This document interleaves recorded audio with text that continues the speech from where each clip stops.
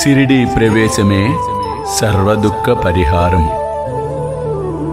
ఆర్తులైననేమి నిరుపేదలైననేమి ద్వారకామాయి ప్రవేశించినంతనే సుఖ సంపదలు పొందగలరు.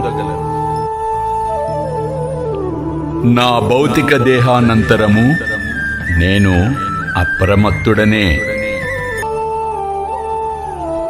నా భక్తులకు రక్షణ నా సమాధి నుండి వెలువడును. నా సమాధి నుండి నా మానుష శరీరము మాట్లాడును.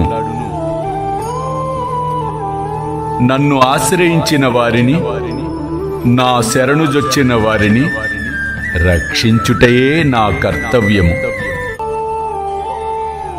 నా యందు ఎవరికి దృష్టియో వారి యందే నా కటాక్షము. మీ భారములు నాపై పడవేయుడు, నేను మోసెదను.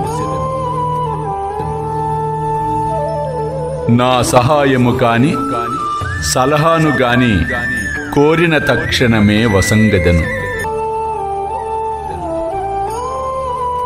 నా భక్తుల ఇంట లేమి అనునది ఉండదు. నా సమాధి నుండి నేను సర్వకార్యములు నిర్వహింతును.